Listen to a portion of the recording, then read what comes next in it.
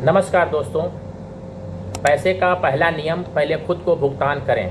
पे yourself. Money formula episode 3।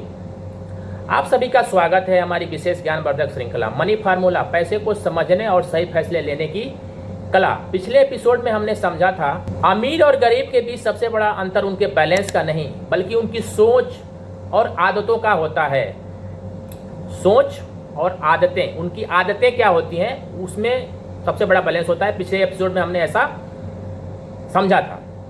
आज हम उस नियम के बारे में समझेंगे जिसने दुनिया के लाखों लोगों की आर्थिक जिंदगी बदल दी। एक ऐसा नियम जो सुनने में छोटा लगता है, बहुत छोटा लगता है, सुनने में बहुत छोटा लगता है, लेकिन अगर आपने अपनी जिंदगी में अपना लिया तो आने वाले समय में आपका पैसा आपके लिए काम करना शुरू कर देगा। आज का विषय पैसे का पहला नियम, पहले खुद को भुगतान करें।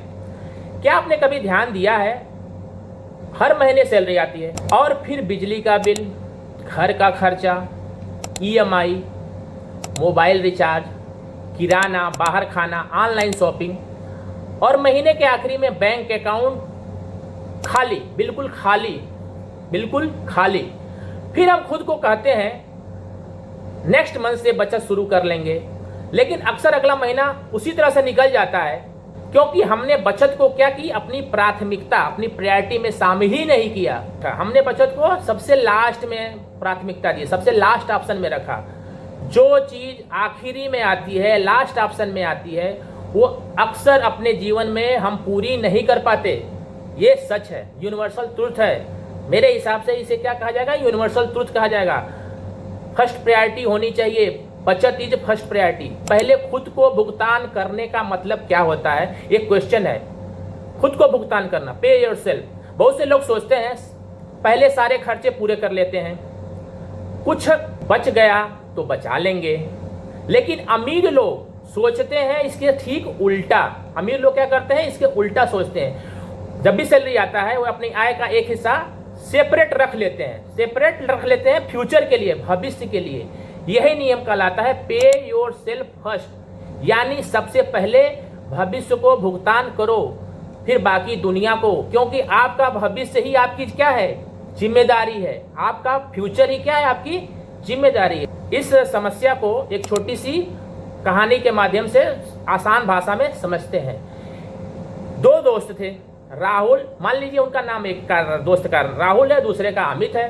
दोनों की मासिक क्या है, कितनी है, मतलब मंथली सैलरी कितनी है, 50,000 सैलरी, या मतलब जो भी अपने बिजनेस से कमाए या किसी अन्य माध्यम से सब कमाए, 50,000 रुपया उन दोनों की इनकम है, सैलरी के थ्रू या बिजनेस के थ्रू, कहीं से भी वो कमा रहे हैं। राहुल हर महीने पहले क्या करता है, खर्च करता है, घर का खर्च, मनोरंजन का खर्च, और महीने के अंत में जो बचता है वो बचाता है। यही मानता है कि महीने के अंत में जो भी बच जाएगा वही मेरी क्या है, बचत है। लेकिन ज्यादातर महीने में कुछ खास नहीं बचता, कभी बचता है कभी नहीं बचता है। दूसरी तरफ अमित छोटा सा एक नियम बनाया अपने लाइफ में। सैलरी आते ही उसने 10,000 रुपया, 50,000 रुपये में से 10,000 रुपया अलग खाते में जमा कर दिया। फिर बाकी पैसों से उसने अपने घर का खर्च, जो भी घर के खर्च हैं उससे अपना काम चलाया। लेकिन एक साल बाद उसके पास 1,20,000 की बचत थी। राहुल और अमित दोनों की आय समान थी, लेकिन दोनों की सोच और आदतों में क्या था, डिफरेंस था। दोनों की सोच और आदतें क्या थी, अलग अलग थी, डिफरेंस थी। यही अंतर भविष्य में बड़ा फर्क पैदा करता है। अमीर लोग ऐसा क्यों करते हैं, क्योंकि वे जानते हैं अगर बचत आखिर में की जाएगी तो शायद कभी नहीं होगा, लेकिन अगर बचत शुरुआत में होगी तो आपका दिमाग और खर्च करने का तरीका खुद ही बदलने लगेगा। आपका दिमाग ही क्या करेगा, खर्च कैसे करना है उस तरह से तरीका ढूंढ लेगा। अगर गैर जरूरी खर्चों को पहचानना शुरू कर देंगे तो याद रखिए, इंसान अपनी आय के अनुसार अमीर नहीं बनता, वह अपनी आदतों और फैसलों के अनुसार अमीर बनता है। एक आसान नियम अपनाइए। मान लीजिए आपकी आय 30,000 रुपया है मंथली, तो शुरुआत में 30,000 का 10% या 20%, तो ये कितना हुआ, 3,000 या 6,000। जो 30,000 का 10% 3,000 हुआ और 20% कितना हुआ, 6,000 अपने भविष्य के लिए अलग रख लीजिए। इन पैसों को सिर्फ बचाने के लिए नहीं बल्कि सही जगह निवेश करने के लिए रखिए। शुरुआत छोटी हो सकती है लेकिन आदत बड़ी होनी चाहिए। हैबिट्स क्या होनी चाहिए? बड़ी होनी चाहिए। छोटी बचत और लंबा समय मिलकर बड़ी संपत्ति बना सकते हैं, बड़ी संपत्ति बना सकते हैं। छोटी बचत की ताकत। बहुत लोग कहते हैं इतने कम पैसे में क्या होगा, लेकिन यह सोच सबसे बड़ी गलती है। अगर आप रोज 100 रुपया बचाते हैं, 100 रुपीज बचाते हैं, तो महीने में लगभग 3000 रुपया बचाएंगे। एक साल में 36,000। अगर यही पैसा सही जगह निवेश किया जाए तो समय के साथ यह कई गुना बढ़ सकता है, यानी कंपाउंडिंग की शक्ति। समय और अनुशासन पैसों को बढ़ाने की सबसे बड़ी क्या है?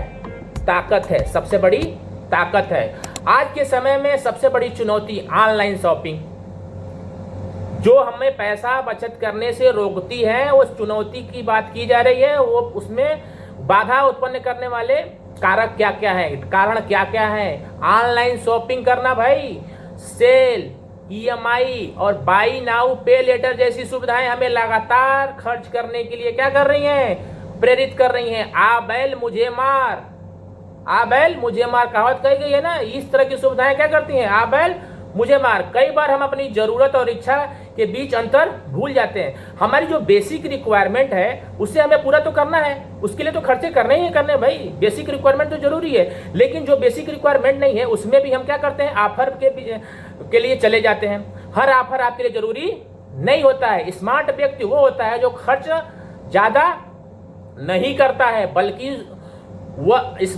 स्मार्ट व्यक्ति वह है जो सही जगह पे खर्च करता है। सही जगह पे, जहां हमें खर्च करना चाहिए वहीं खर्च करता है। वही स्मार्ट थिंकिंग है और स्मार्ट व्यक्ति भी वही है, और वही आगे बढ़ सकता है और अपने पैसे को क्या कर सकता है? मल्टीप्लाई कर सकता है। मल्टीप्लाई, गुना नहीं, कई गुना, मतलब मल्टीप्लाई हो गया। 3x 4x 10x 100x कर सकता है। स्मार्ट व्यक्ति वही है।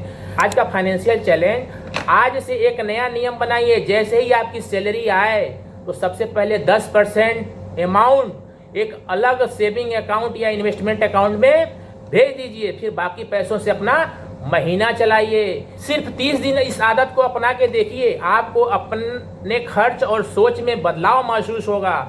इस एपिसोड की सबसे बड़ी सीख दोस्तों, एक अमीर शुरुआत ज्यादा कमाई से नहीं होती, शुरुआत होती है सही फाइनेंशियल हैबिटों से, सही वित्तीय आदतों से। और उन आदतों में सबसे पहली आदत, पहले खुद को पे करना है। जब आप अपने भविष्य को प्राथमिकता देते हैं, अपने फ्यूचर को क्या करते हैं? प्रायोरिटी देते हैं, प्राथमिकता देते हैं, तो आपका भविष्य आपको आर्थिक रूप से क्या करता है? मजबूत बनाता है। आर्थिक रूप से क्या करता है? फिजिकल रूप से नहीं, आर्थिक रूप से मजबूत बनाता है। अगर आपको मनी फार्मूला का ये एपिसोड पसंद आया तो आप वीडियो को लाइक करें, अपने दोस्तों और परिवारों के साथ शेयर करें, और ऐसी आसान भाषा में फाइनेंशियल एजुकेशन सीखने के लिए हमारे चैनल को सब्सक्राइब करें, बेल आइकन को जरूर दबाएं। अगले एपिसोड में हम जानेंगे क्या सिर्फ बचत करना काफी है, या बचत और निवेश में क्या अंतर है। क्यों कुछ लोग सालों तक पैसा बचाते रहते हैं फिर भी आगे नहीं बढ़ पाते, उनको अपने जीवन में तरक्की नहीं कर पाते, फिर भी आगे नहीं बढ़ पाते हैं, जीवन में तरक्की नहीं कर पाते हैं। तो कुछ लोग निवेश करके अपनी संपत्ति बढ़ाते हैं। और इस महत्वपूर्ण विषय पर मिलेंगे अगले एपिसोड में। तब तक के लिए सीखते रहिए, समझते रहिए और अपने पैसे को भविष्य का सबसे मजबूत साथी बनाइए। और यह साथी आपको अपने जीवन में, आपके फ्यूचर में, आपके बच्चे के लिए और आपके परिवार के लोगों के लिए बहुत बड़ा स्तंभ बनेगा। जय हिंद।